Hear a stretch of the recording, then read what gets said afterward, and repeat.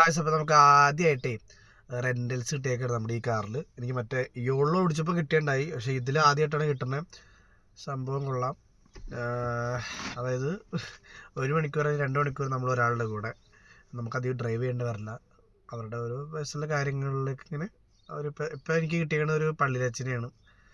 കോട്ടയാണ് ആളുടെ വീട്. അപ്പോൾ അച്ഛനെ ഞാൻ ഈ പള്ളിയിൽ കൊണ്ടുവന്നാക്കി. നമ്മുടെ ആലുവയിലുള്ള പള്ളിയാണ്, റെയിൽവേ സ്റ്റേഷൻ്റെ അടുത്തുള്ള. ഞാനിവിടെ പള്ളി ഉണ്ടെന്ന് ആദ്യമായിട്ടാണ് കാണുന്നത്.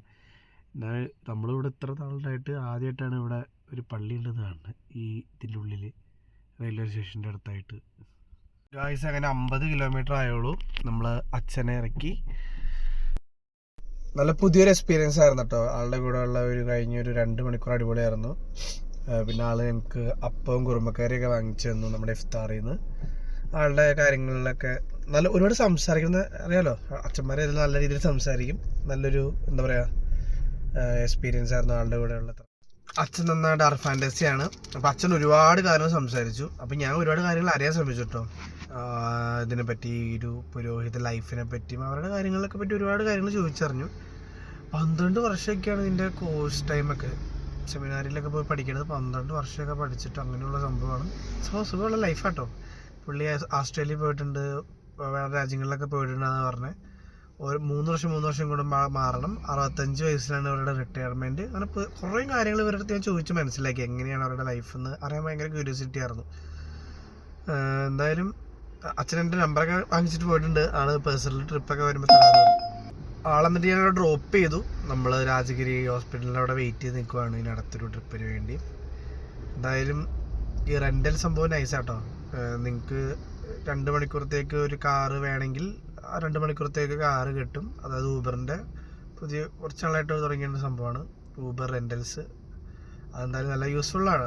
കസ്റ്റമർക്കായാലും യൂസ്ഫുള്ളാണ്, ഞങ്ങൾക്ക് ഡ്രൈവേഴ്സിനായാലും യൂസ്ഫുള്ളാണ്. അപ്പോൾ നിങ്ങളെന്തായാലും നിങ്ങൾക്ക് ആവശ്യമുണ്ടെങ്കിൽ നിങ്ങൾ ആ ഒരു ആപ്പിൽ റെൻ്റൽസ് ചെയ്യുക.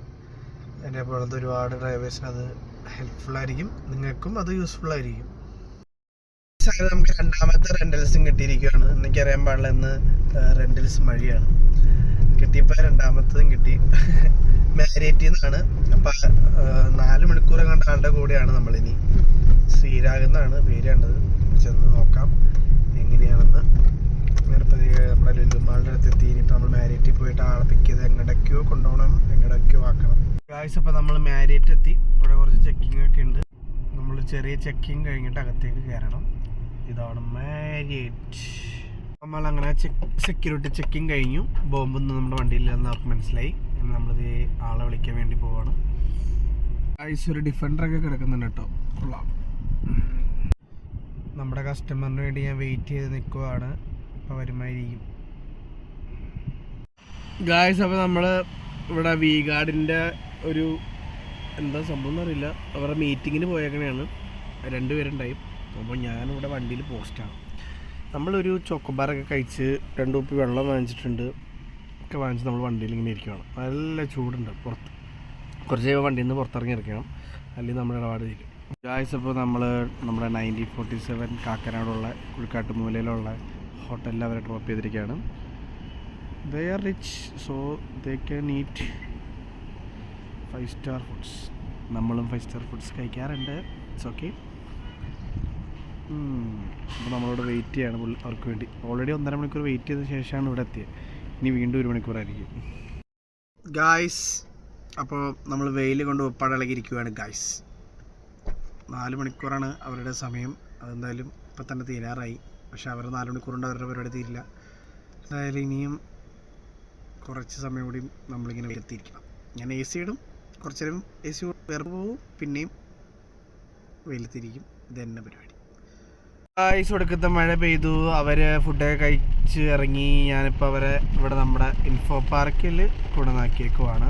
ഗായ്സ്, അപ്പം മഴയൊക്കെ തുടർന്നുകൊണ്ടിരിക്കുകയാണ്. അവരിപ്പോൾ വിളിച്ചു.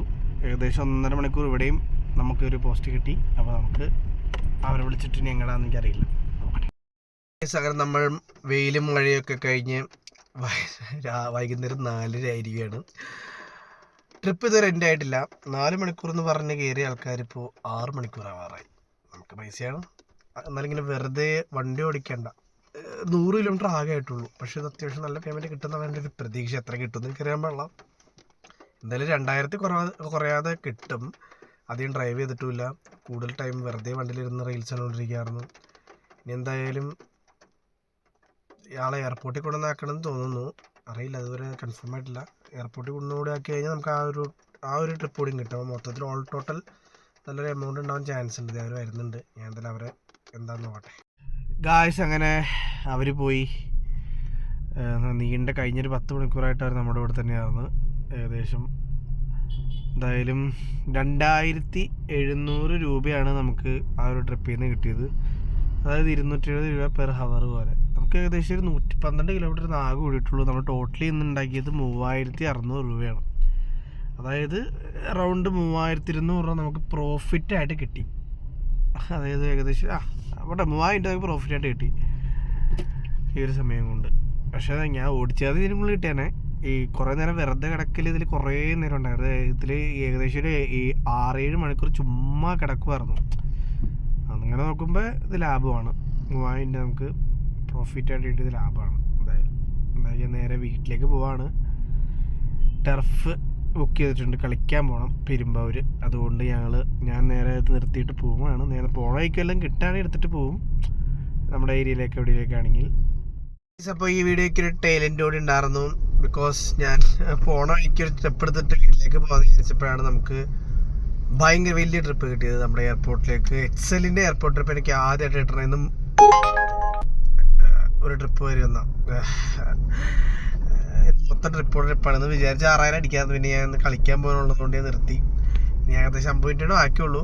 എന്നാലും ഞാൻ ഇനി കളിക്കാൻ പോകാന്നുള്ളതുകൊണ്ട് നമ്മൾ നേരെ വീട്ടിലേക്ക് പോവാണ്. സമയം 7:50 8:30 വീട്ടിൽ ചെല്ലണം. പോണേക്കുള്ള ട്രിപ്പ് എടുക്കാൻ നിന്നേ കൊതി വരും. അതുകൊണ്ട് ഞാൻ ട്രിപ്പ് വന്ന് ക്യാൻസൽ ചെയ്തു. 350 ട്രിപ്പ് ഇപ്പോൾ വന്നത്, എന്നൊക്കെ ഞാൻ ക്യാൻസൽ ചെയ്തോളൂ. നമ്മളങ്ങനെ എയർപോർട്ടിൽ നിന്ന് പോവാണ്. എന്തായാലും പറപ്പിച്ച് പോകണം. CNG തീർന്നു. ഇനിയിപ്പോൾ പെട്രോളാണ് ഓടിക്കൊണ്ടിരിക്കുന്നത്. ഇനിയിപ്പോൾ ആലോചിച്ച് ചെന്നൊരു CNG അടിച്ചിട്ട് പോകാമെന്ന് വിചാരിക്കുന്നു.